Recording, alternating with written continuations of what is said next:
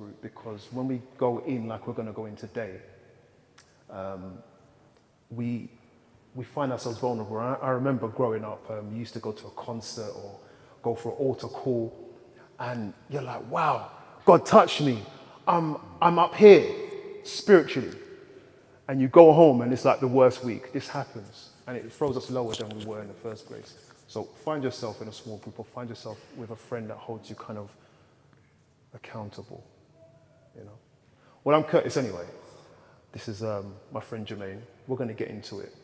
And this is a particularly heavy message today. I just want to not just introduce Jermaine, but he's here with his family and one of the cutest children in the country at the moment, with his wife at the back. You can look at her. She's waving. But all children are cute, we know that. And you guys have come a long way to do a heavy piece of work today. All right. I just want to ask you all at the back if you could get a mic spare for us in a moment. Yeah. So I've known Jermaine for about 20 odd years, about 20-ish years. Yeah, it's been a while. It's been a while. It's been a while. When it was Kennington, that's where I met you. Kennington Church, still running, right?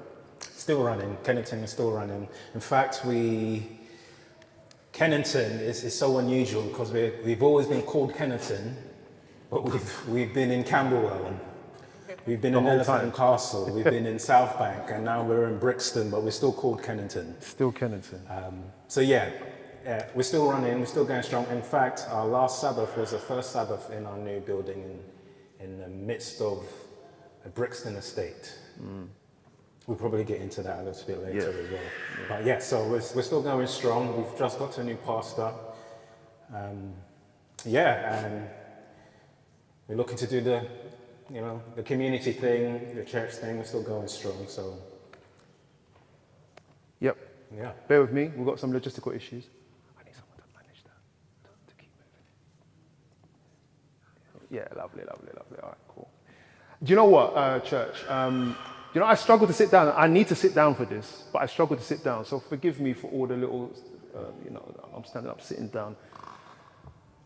Christianity, let's get into it. Christianity,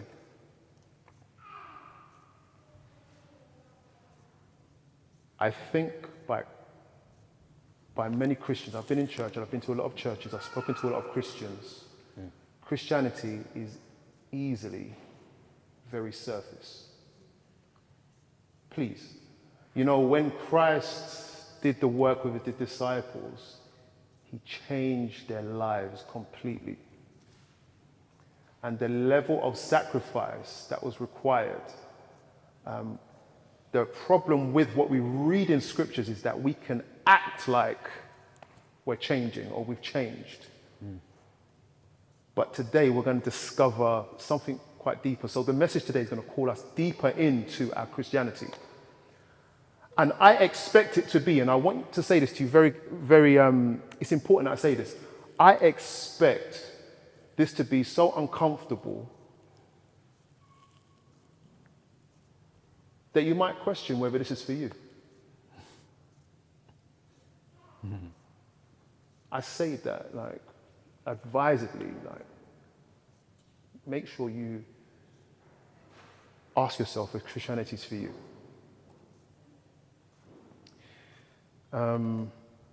Because the real Christianity is always pulling us deeper into being meaningful and to being honest. That's what it's doing. It's always doing that. And if Christianity makes you feel good all the time, I have to question I'm questioning you, what type of faith that is. Because Christianity does get uncomfortable.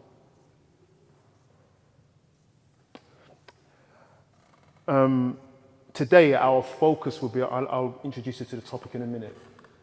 Actually, they've done it already. We love the killer. The concept of forgiveness. I've had, 3 discussions today about forgiveness already, and the people I'm having these discussions with are teaching me by what they've been saying. about forgiveness? Is it a one-off event? Raise your hand if it's a one-off event. No hands raised. You're not sure. Interesting. I see your head doing that because you're thinking. It's deep. Is forgiveness something that you have to do every single day? Raise your hand if you think so. So then what was it? Like someone hurts your feelings, you say, I forgive them, like, and then you wake up angry the next day. Was it forgiveness? What are we talking about here?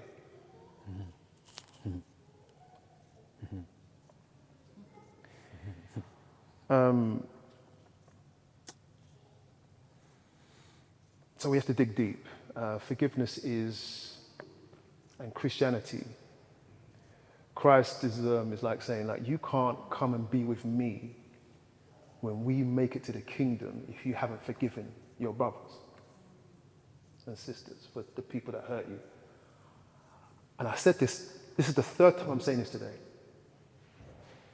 God, there is a couple of people in my life that have hurt me. And I've been reasoning with God. Guys, look, I'm an intelligent person. But what I say out my mouth and what I think in my heart are often two different things. Do you understand what I'm saying? Like, I can fool myself by the things that come out my mouth. I can stand up here and preach to you. So let me not be fake for just the next hour. Let me not be fake. The Christianity that I preach isn't necessarily what I believe. In principle, okay? I'm not saying I'm fake. I'm just saying I can create this facade, but I know what's in my heart. And I've been saying to God, God, there's a couple of people I don't want to forgive. Can you allow me, please? Can you write that one off? Do you know what I mean? God is so merciful. This is the narrative that plays out subconsciously, Jermaine.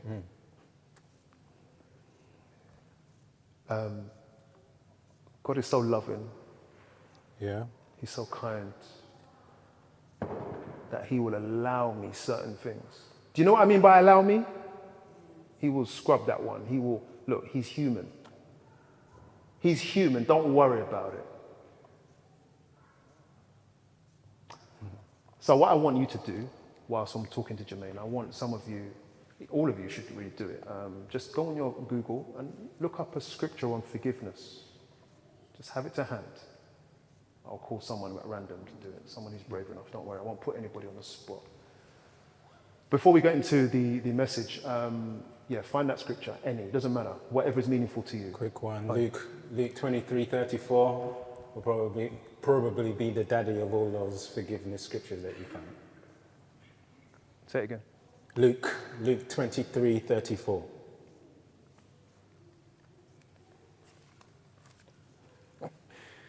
Okay, so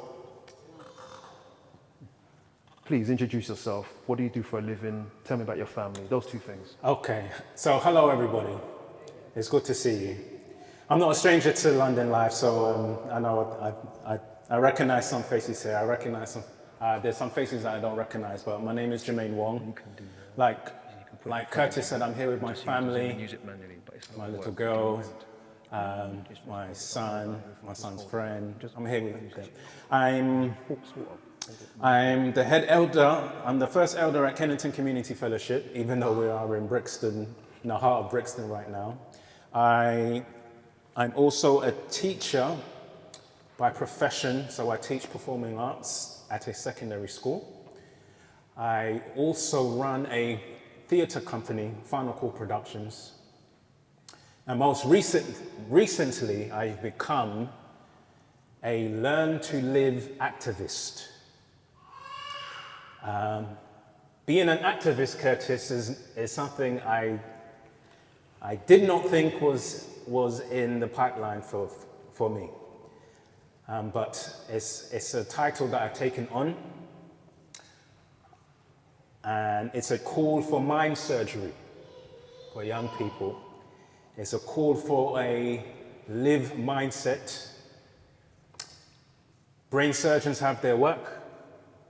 Heart surgeons have their work. I believe God is calling me for a type of work that is a call for mind surgery, where there is an update of young people's, but not only just young people, but everybody's operating system when we adopt a live mindset, a learn to live mindset. And forgiveness, properly understanding what forgiveness is a crucial part. Hello. She's a daddy's girl. I just let you know. So she starts running up here to come and climb up. That's what she does. So yeah, forgiveness is a crucial part of this mind surgery and having a live mindset. I guess we're going to get into that a little bit as we discuss and as we talk and as I share a little bit of my story with you all. And you said also, Curtis, that you're hoping that people feel uncomfortable. You hope that people feel uncomfortable to the point where they ask themselves, is this Christian faith thing actually for me? Because I don't know if I can handle what is required. I agree. I want people to feel uncomfortable, but I want that to be a segue for you to recognize the level of comfort that you can have from this Christian faith. So I want you to feel uncomfortable, but only for it to highlight that there is an extreme and powerful comfort that comes from this faith that we call Christianity, from this faith that we call a relationship with Christ, from this faith that we call having a relationship with our Creator, God the Father. So be prepared to feel uncomfortable, but know that there is an extreme comfort that comes at the back of that.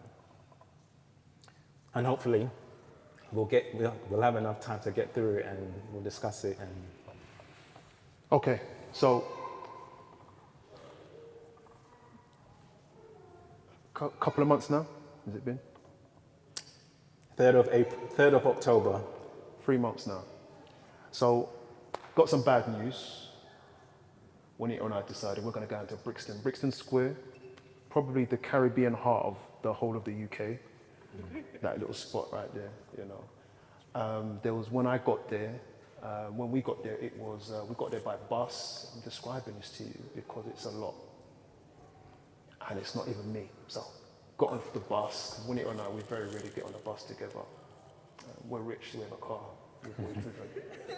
So we got on the bus and we went down to Brixton, and when we got there, there was, easily about 500-600 people in the square. Why? Because of the news. What was amazing was I think Andrew Fuller did a really big job. He's preached there before, of rallying people together because there is an issue with knife crime. Not just in London, in fact the whole UK. Throughout the whole of the UK. And there was a victim. I'm going to jump now and then we're going to go back to this point. But when I got there, the first thing I heard was, Jermaine, that's when I got there, the first thing I heard you say was, don't think that my loss has affected my walk with God. That's the first thing I heard.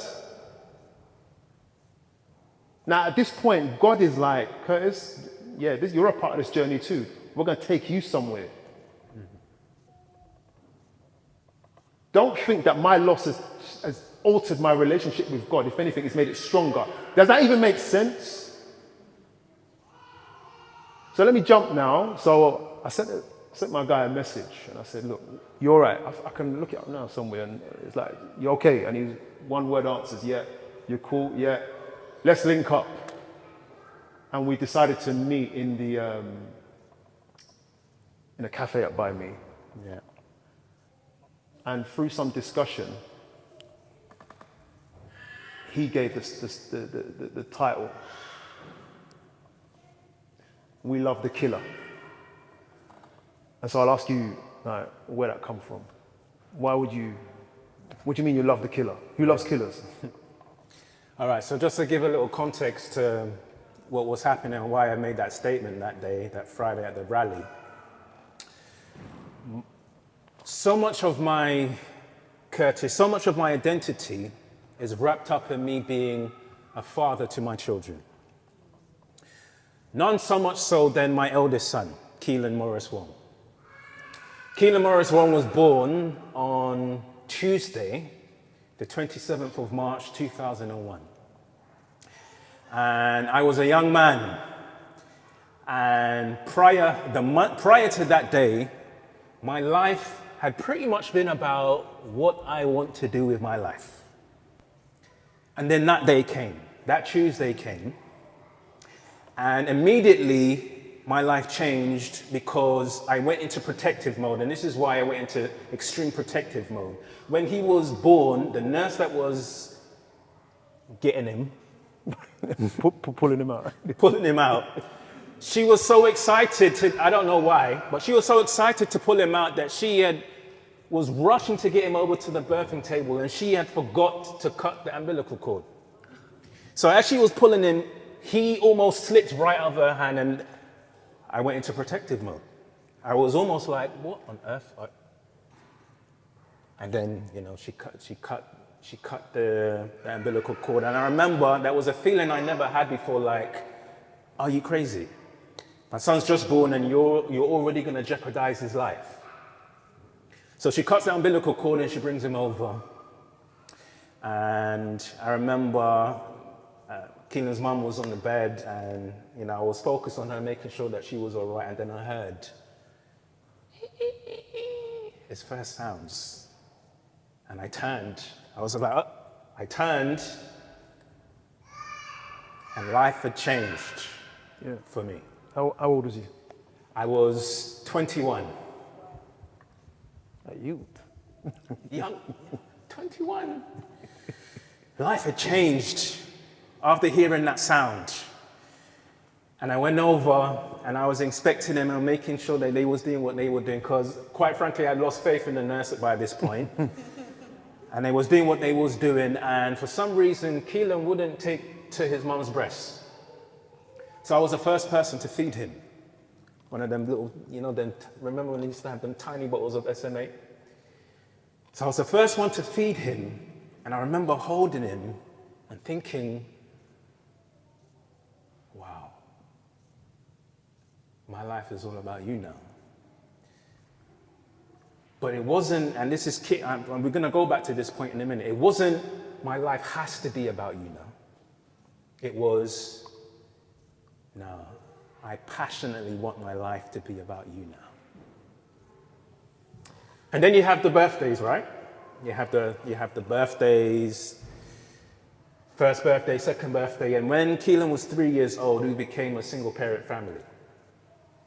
And it would have been me and him from 3 years old to when he was 13 years old, and that's when we became a blended family with the family I have now. And the reason why I'm saying this, we love the killer, is because I'm hoping that I will put across three things that I want all of us to experience, so you know that this thing that we call Christianity is a life-changing thing. It doesn't have to be a superficial thing. It doesn't have to be a surface thing. So Keelan's 13, we become a blended family. He lives with me until he's 17, and then he moves to Brixton. And from 17 to 22, he's in Brixton. On a 1,000, so Keelan was born on a Tuesday, 2001. 1,000, I did the maths, 1,145 Tuesdays later,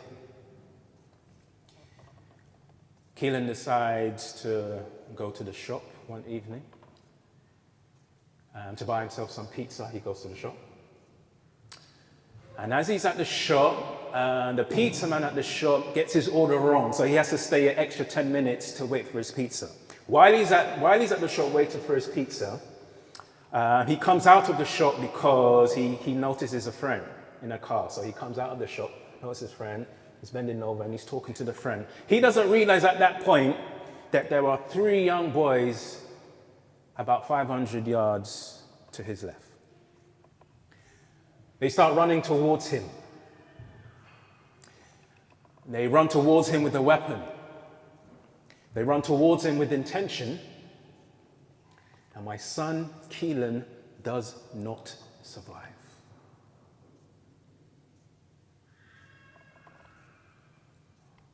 I remember getting a phone call. I was the weird thing is, Curtis, I'm on my way home, and this is going to become significant as well. I'm on my way home, and I have to get on the Loughborough Junction train station, which is 5 minutes away from where the incident took place.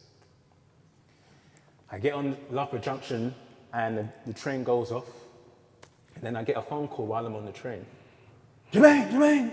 Someone shouting down the phone. Whatever you're doing, come off the train right now, right now. And I'm thinking, why is this guy so hype? He's not normally this hype. What's going on? There's all this commotion happening. And I'm thinking, what's going on? Why is he so hype? And he's got, come off, whatever you're doing, come off the train now.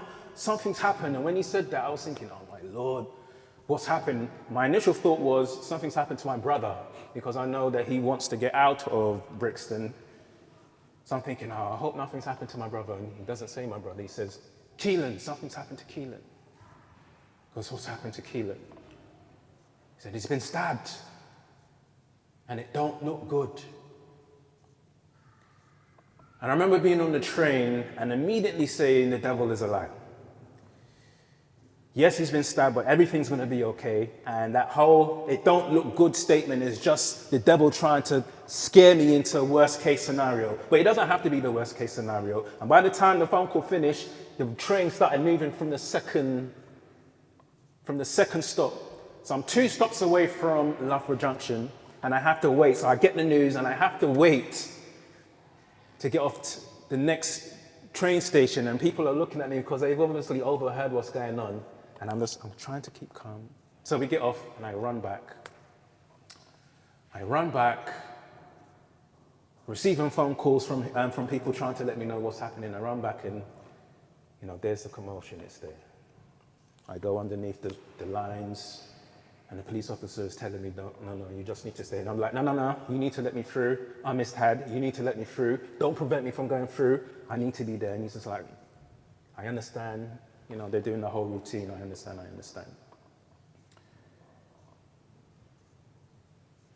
But my son doesn't survive. My son took his last breath at that point. This is where the title comes from. And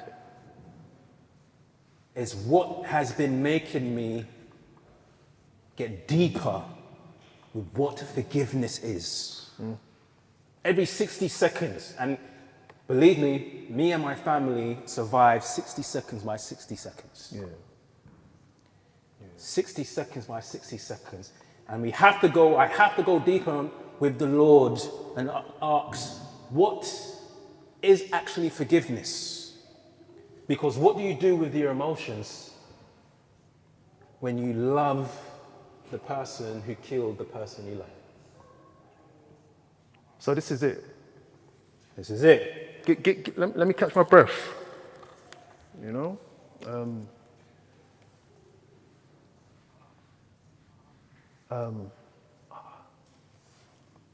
I sat across you, opposite you at a table in a cafe. And we were talking very heavily and intensely about this. And you shifted me into a different place, which meant that I was 10 times more accountable for this label of Christianity. And it made me feel uncomfortable. And we ended up on the title topic. I don't know how we come to that, but we were talking about how we're going to do something more about this. And what was interesting was you said it. We love the killer.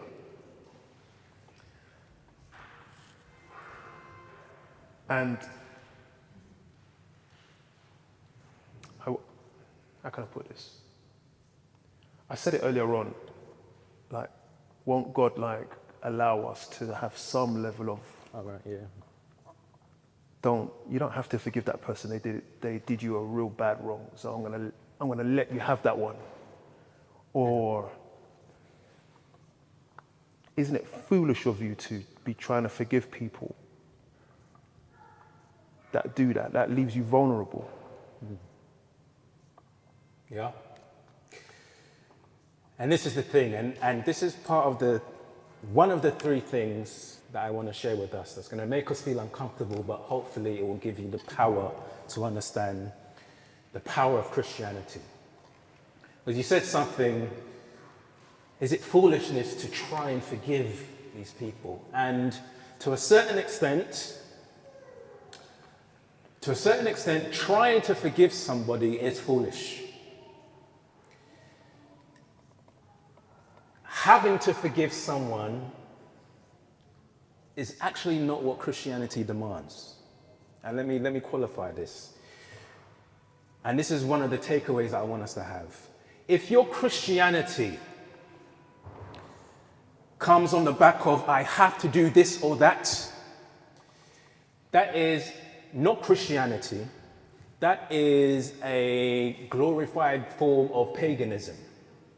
Word. It's not Christianity, because Christianity is not about having to do this or having to do that.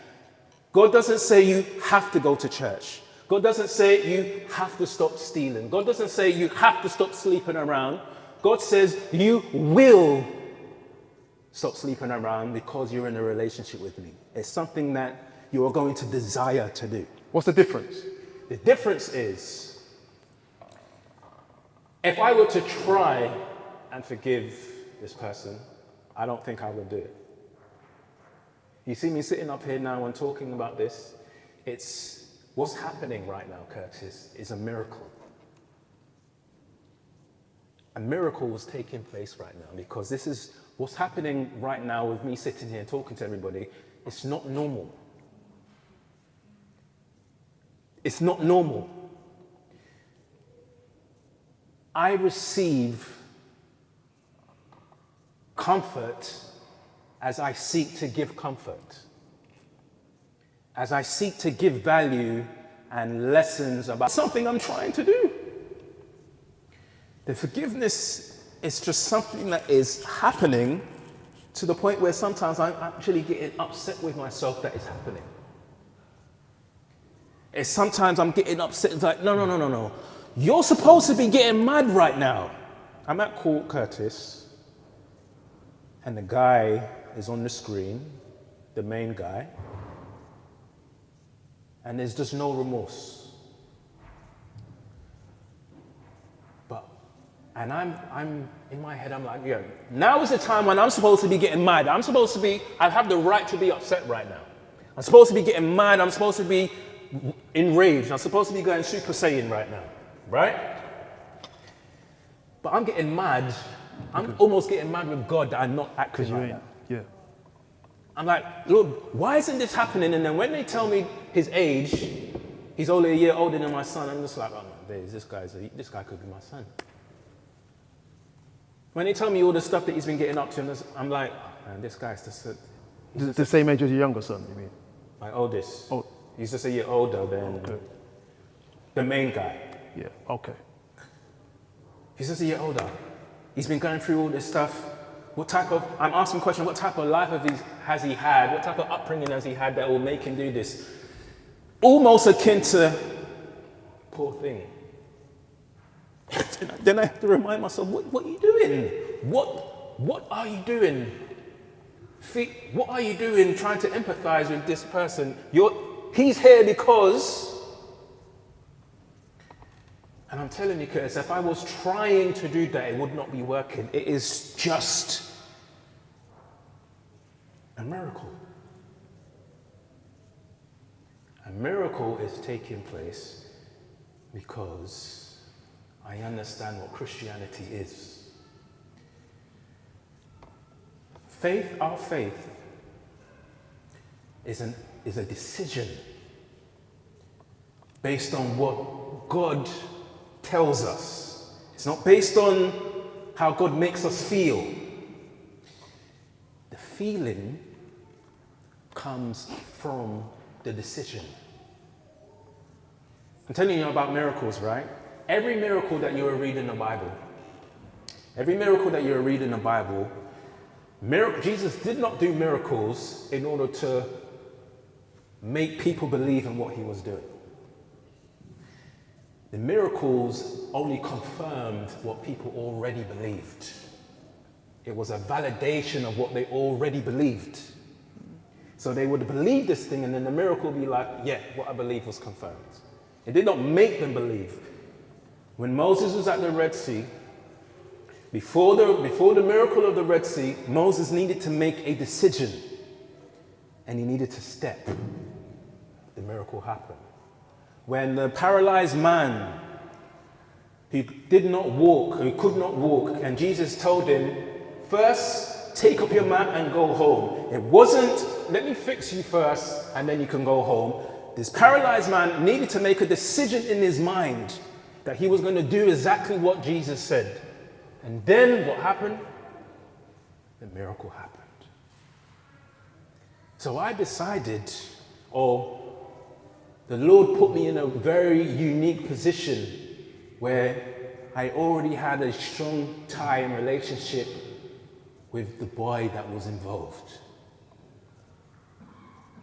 So at what point are you thinking, I need to forgive? Or is that how it worked? No, and this is exactly what I'm saying.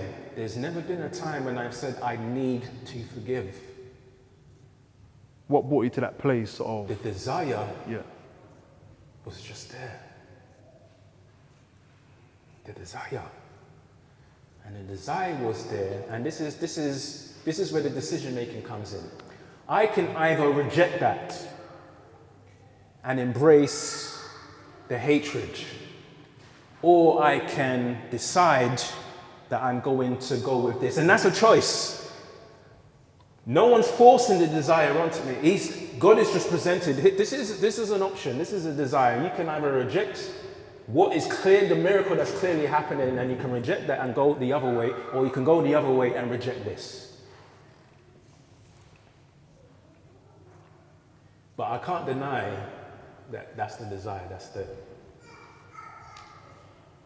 And as uncomfortable as this might be making you feel, this is the absolute power of the gospel.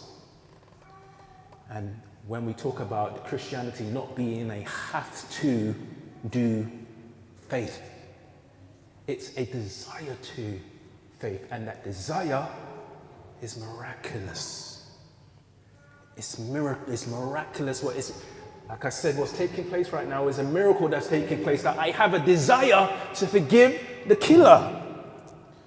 It's a miracle that I have a desire to empathize with the person who left this house that day with a zombie knife with intent to kill. Why that is happening, and sometimes to the point of me getting upset with myself that I have that desire.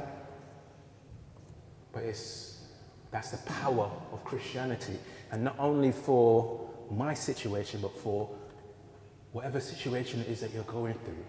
If you're at a place when you're thinking, I have to do this because I'm a Christian, that's not Christianity. That's not the faith. That's not what it is. You might be taught that's what it is, but that's not what it is. What Christianity is that Christ plants a seed of love within your heart, and now you've got the choice to do the miraculous thing or do the opposite thing. But the desire is there. Where you don't have to do a have-to Christianity, it's a I want to do this Christianity. So that was the first, one of the three things I wanted to talk to you about. Christianity is miraculous. The desire that Christ gives to us is a miracle. It's a miracle that allows us to love our enemies. It's not I have to love my enemy because Christ says so. No. It's I'm going to place the desire in you to love your enemy. And you either decide to run with it or you decide to go the other way. That's your freedom. Can I ask a question? Yeah. I just want to ask the audience a question. You all know me, I will always keep these sessions interactive. Raise your hand if forgiveness is an issue for you right now. I'm gonna be honest with you, I'm quite a forgiving person, but God knows me. I've got some unforgiveness hiding in the corner. I've packed it away neatly. I think I've packed this away so deep God won't see it, but it's there. I need to talk about forgiveness. Please. Because I understand how we teach forgiveness sometimes, why people have an issue with it. And like I said, every 66, I've been going deep with what forgiveness actually is. Like, is it? Like I asked the question. Is it a one-off thing? Is it? Do I have to wake up with it every day? And if I'm doing it every day, am I truly forgiven? Well, what are we talking about? I mean, how do you want to address that? I think how the church teaches it sometimes is that we teach unauthentic forgiveness. And what do I mean by that? I mean that sometimes we preach and teach that if you forgive, we teach that you have to forgive, first of all. Yeah. And Christianity is not a have to thing. So that's one of the things that we preach, that you have to forgive because you're a Christian. And then another way how we preach forgiveness is that it almost is a sweeping away of all the emotions that come with the violation. That if you've chosen to forgive, then that means you've chosen to let go of all the anger, you've chosen to let go of all the negative emotion, you've chosen to let go of all of, and that miraculously all disappears. Now, it's a miracle that I desire to forgive, but the anger hasn't gone from me. I want to talk about you. Can I talk about you? Yeah. Like, look, I know you're answering it. You're still going to answer it. Jermaine, and it's not just Jermaine. Just be clear. Jermaine is, I'm going to introduce you a bit more, is the Wong family and Danielle. They're a blended family of enough children. How many children are we looking at? You know, 5. There's 5 of us, 4 of us now. Yeah.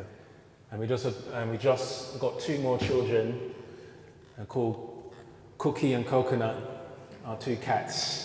Our 2 new lives that have come into the house. So yeah, our house is bustling with life, man. Yeah. And this is the thing. Forgiveness. If you're a couple, a married couple, forgiveness. Like Jermaine might be in his place and Daniel might be in her place, and so it's like it can be a massive upset. Juanita and I have gone through this, where you're just not in the same place. Because we process this differently. One might be, and that difference can create discord. So I'm not saying that's happening with you. I'm just saying that I think you should be commended because you're going through it together. I don't want to leave you out at all. You've always been pretty quiet whilst this is happening, but you're actually still central to this as well. So I respect you for that. I do want to know,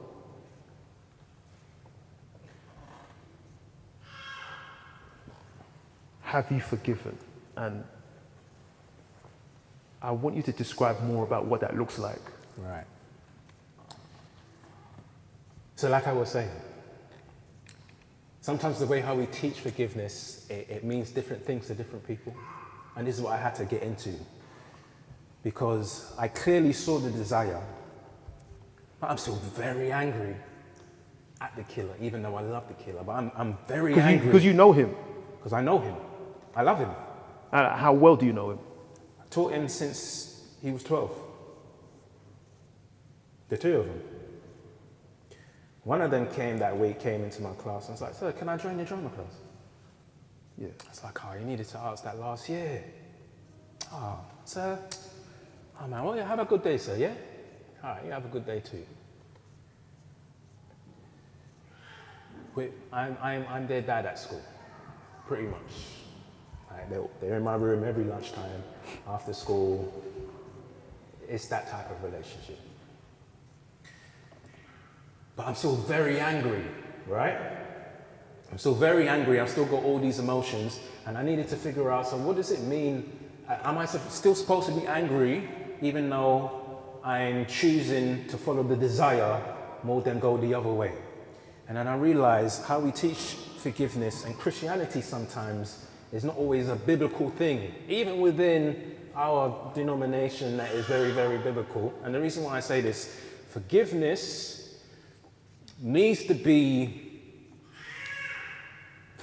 be a real problem if it's not taught correctly, if it's not maturely understood, and if it's not authentically demonstrated. Yes. Forgiveness does not take away anger. Forgiveness doesn't even require you to take away anger. On the contrary, forgiveness acknowledges anger. Forgiveness says, you've done this to me, I'm so mad that you've done this, but guess what? I'm going to totally refuse retaliation.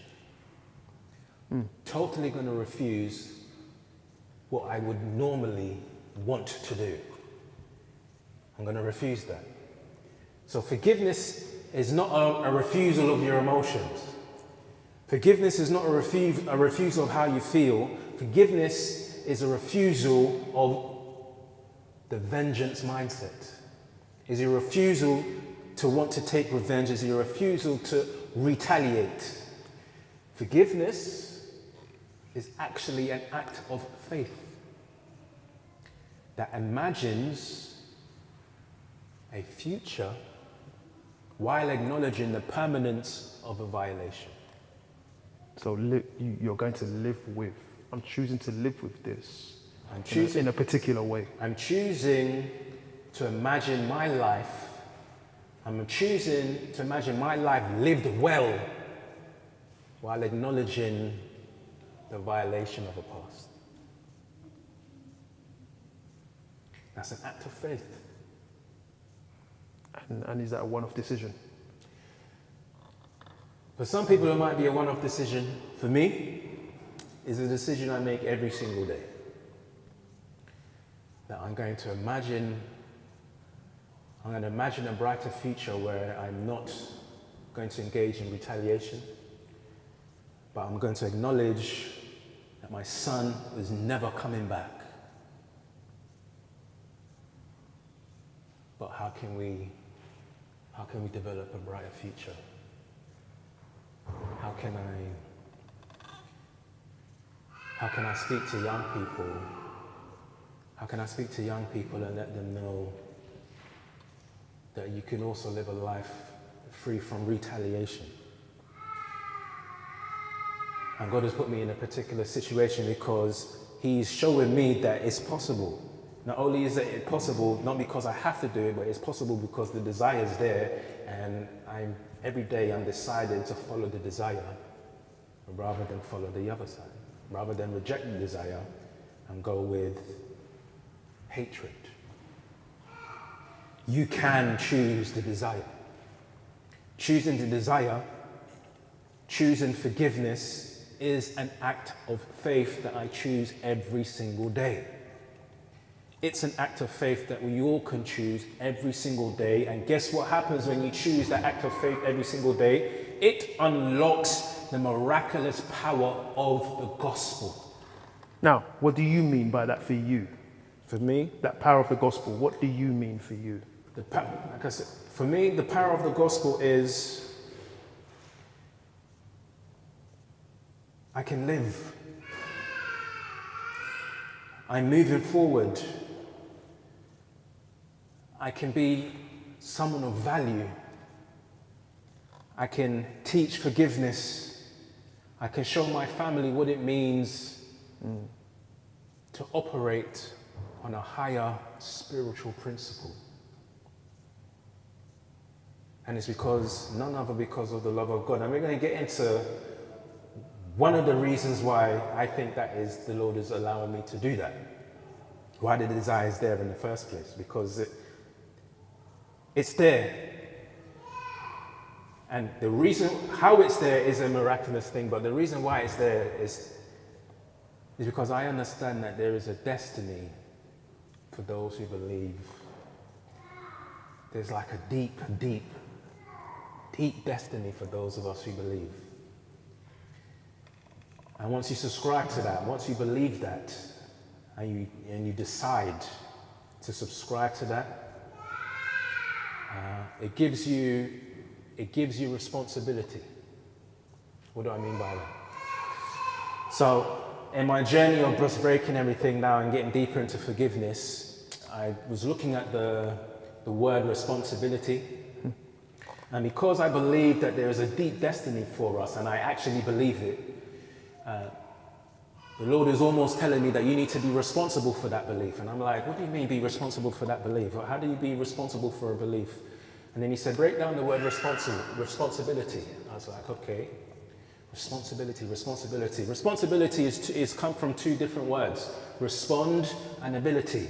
So whenever we say that we're going to be responsible or we're going to operate with responsibility, we are actually saying that you have the power to respond with ability. Because of my belief in what Jesus has done and what the destiny that he has for me, how do I respond with ability with that? And how can I teach others to respond with ability?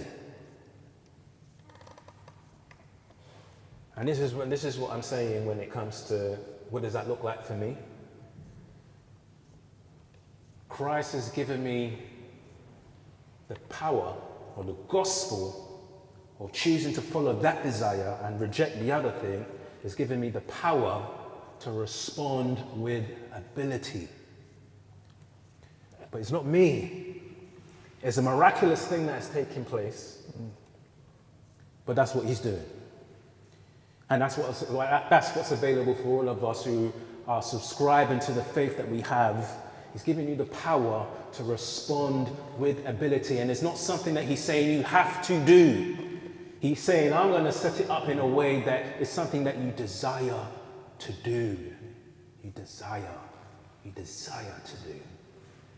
And your freedom of choice is either you can reject that desire and go the other way, or you can run with that desire. Every day, I choose to run with the desire. It's not like I don't get tempted to be like, run that. It's not like I don't get upset with the Lord and be like, why am I not feeling the typical way what everybody's telling me I'm supposed to be feeling? And like what you said, people have been asking me, you must be asking God why, and you must be so upset with God. The reality is I've not been upset with God. It's a miracle. The reality is I've not been asking God, why me? Why are you not asking God, why me? It's a miracle. I know why, to be totally honest. I know why bad things happen in the world. I've been telling people, I know why young people get knives and seek to end the lives of other young people. I know why that happens. I also know that Christians are not exempt from that reality. So I've not been asking God why. I've been asking God, what now? And sometimes I've been getting upset and saying, Lord, why are you only making me ask what now? And it's because I believe something. It's because I believe in the power of the gospel, and I believe the destiny that I have. I believe that, I'm not going to see my son again this side of eternity, but I'm going to see him again. The last thing my mum said, Keelan's on his way to the show. And my mum was having a conversation with him. And I don't know if he was getting rude or, she was telling him to tidy the room, or I don't know, but he was leaving the house. So he lived with your mum? No, he didn't live with her. He was just there. Oh.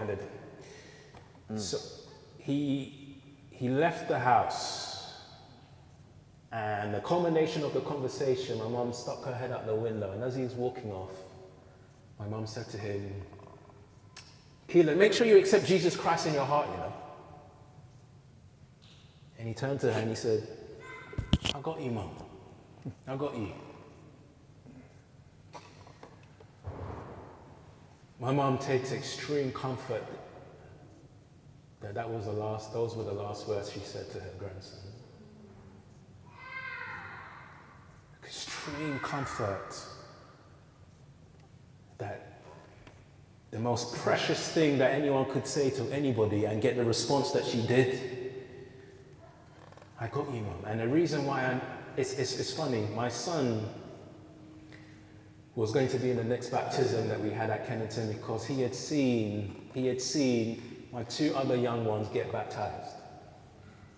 He had seen Cara get baptized. All of them got baptized together. And he was at the church when they got baptized, and he was like, you know what? I'm everybody's big brother here. He's the oldest sibling out of all of his brothers and sisters. He's like, I'm the big brother. I'm getting baptized. And the conversation, where I get extreme comfort is that I literally had a conversation with my son where I could acknowledge that my son had become a man. You know, from birth to the ages and when we're experiencing each other. And sometimes, I've had to have words with him. He's acting immaturely. But the last conversation I had with him was the day before. It was on the Sunday. And the last conversation I had with him was, so, you're getting baptized? He's like, yeah, I'm getting baptized. And it's like, son, you've got a story to tell, and people are going to want to hear your story, and I want to help you. I want to help you tell that story. And he's like, Dad, I'm on it. Let's do it. And I'm like, because I'm a storyteller, I'm a filmmaker, I'm a scriptwriter, I'm a storyteller. So I was just like, and I'm also a public speaker. So I was like, yeah, so I'm going to help you structure your story because you've got something deep inside you, son. Trust me, your story is going to inspire so many people because you're going to be the bridge between where you were and where you are now. And they're going to just love your story. Are you on it? And he's like, Dad, I'm on it. Because we need to be mature out here. And he started talking to me like a man, Curtis. And I remember hanging up that phone call and feeling, wow.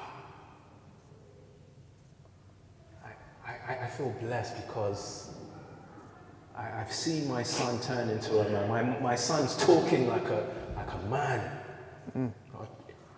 Like a man. So yeah, it's I'm glad for that. And my legacy for him now is to use a proper understanding of what forgiveness is as one of the tools for the mind surgery that needs to take place in young minds. That there's a myth of retaliation. It's a myth. Vengeance and revenge is a myth. It does not do what it says on the packet. It's an oasis in a desert. The closer you think you're getting to it, the more it does evaporate because it does not do what it's supposed to do. Main reason why it doesn't do what it's supposed to do is because retaliation, regardless of how much I may want retaliation, none of that is going to bring my son back to me in any way, shape, or form. My son's not coming back this side of eternity. That is my new normal. That is my moving forward. That is my change of life. And regardless of what happens, that is not going to be the case. He's not coming back. And if I can use what my son said when he was 6 years old, when he made a call for people to not come out on the street with knives or guns, and if they could just learn to live. That's what my son said when he was 6 years old. That's why I've coined it a learn to live mindset, a learn to live initiative, because that's what he asked, that's what he called for when he was 6. He said, I really, really wish these boys would learn to live. In responding to, boys coming out on the street with knives and guns. So my legacy now, my legacy for him now is to use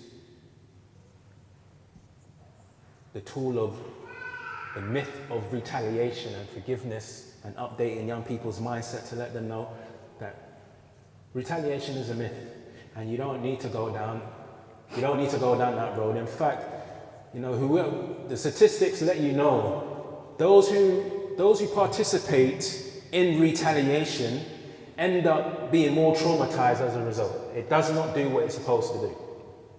However, retaliation and retribution are not the same thing. Retribution is sometimes what needs to take place and is the call for what needs to take place, but retaliation is a completely different thing. And this is sometimes, when we're talking about forgiveness, we're talking about retaliation and retribution at the same time. And we feel that because we've decided to forgive, that there's no retribution. That's not the case. There's retribution in forgiveness. There's acknowledgement of anger in forgiveness. There's asking those hard questions in forgiveness. There's the acknowledgement of the permanency of the violation that you've caused in forgiveness. There is not a push for unhealthy reconciliation in forgiveness. Sometimes that's what we preach, that if you forgive, then you're supposed to be shoved right back into a reconciliation. That's not what forgiveness is. Sometimes forgiveness acknowledges that we are not going to be reconciled. That's true. Sometimes forgiveness acknowledges that now, from this point on, you need to be kept at arm's length for my own safety and for my own well-being.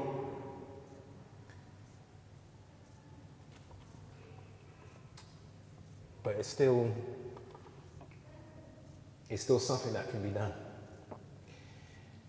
Something that can be done, not have to be done. The moment have to comes into the equation, and it's just not with forgiveness, it's any aspect of your Christianity. Any aspect of your Christianity that has, I have to do this, that's paganism. It's not Christianity.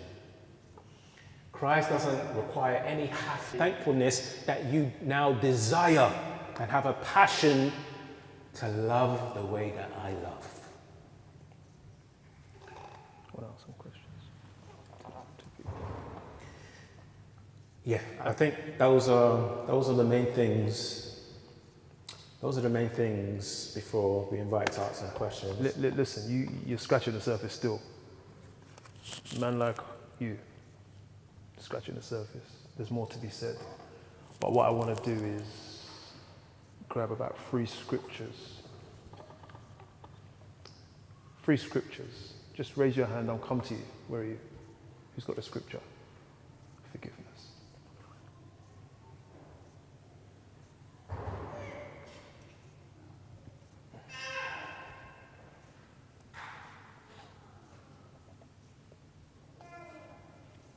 I got it as a backup anyway, don't worry. Yeah, okay. I'm going to read the context. It's the Lord's Prayer. Our Father in heaven, hallowed be your name. Your kingdom come, your will be done, on earth as it is in heaven. Give us this day our daily bread, and forgive us our debts, as we forgive our debtors. And do not lead us into temptation, but deliver us from the evil one. For yours is the kingdom, and the power, and the glory forever. Amen. There's another 2 verses after that I've just noticed, but I might leave it for somebody else in case anybody else notices it. It's in Matthew 7. It's Matthew 7, 9 to 13. Thank you. Romans 5 verse 8. But God demonstrates his love for us in this: while we were still sinners, Christ died for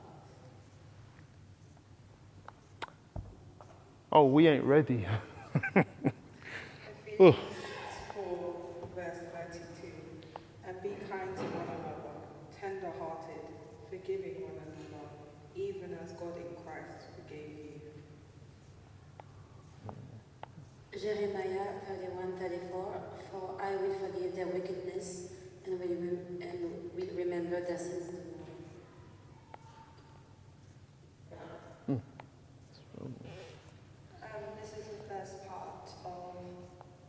Luke 23:34. Jesus said, "Forgive them, Father, for they don't know what they're doing."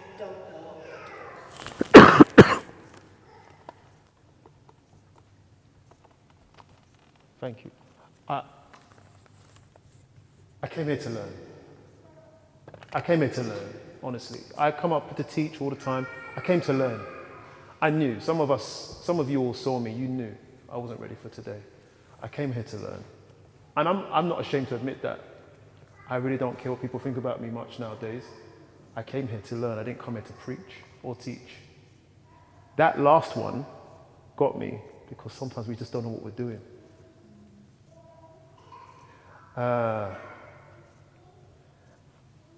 Or everyone here, as we are forgiven, as we are sinning, Christ is dying for us or has sacrificed himself. He looks ahead and says, I know what you're all going to do. I'm still going to do this for you. It's a concept that's foreign to humanity, but it is the bar that Christ has set. So I'm on my way. I'm in your footsteps, in your footprints. I'm following you. I'm following your wife. I'm following your children, who are all paving the way to the journey of Christ. I'm going to hand over to you. We've got 30 seconds. 30 seconds. I just wanted to go with the scripture that you read, Luke 23:34. And Christ is on the cross, right? Robber beside him, the other person beside him. And sometimes we overlook that both of the robbers were cursing Jesus at the time. And then a little bit later, Jesus said, you can come with me into paradise. But then we get to this section here where the people at the foot of the cross are mocking him, casting lots, total disrespect, like the ultimate disrespect. And Jesus says, Father, forgive them because they don't know what they're doing. I've recognized that this is not something that the Father was telling Jesus, you have to do. The Father wasn't saying, Jesus, you have to forgive these guys. Jesus was on the cross and he was saying, Father, forgive them. It's because he had a desire to forgive them. Because they don't know. They don't know, but I know. And I have a desire to forgive. And it's a miracle that was taking place. God is asking all of us to live a life of miracles, to live a miraculous life, to do things that are out of the ordinary, to do things that people are just totally confused about, to do things that you yourself will be totally confused about. And it all follows decision. Miracles follow decision. So that you can decide. You can decide, I'm actually going to live by the power of the gospel. And guess what? When you take that step, just like how Moses took the step, your Red Seas will part. It's parting for me right now. I've just decided that I'm going to do the forgiveness thing. And I'm taking my step being here right now. And what you're seeing here right now of me talking to you, trying to give value, is a miracle that's taking place. Because I don't know why I get comfort for trying to give comfort. I don't know why I have the desire to forgive. I don't know why I have the desire to say, well, you can live your life, you can have your Christianity with it not being a have-to Christianity, you can also forgive. I don't know why that is giving me comfort and not the other thoughts of just wanting to while out. But it is what it is. It's the miraculous life of Christianity, the miraculous life of our faith. and it's available. This real thing, the real Christianity, it's available.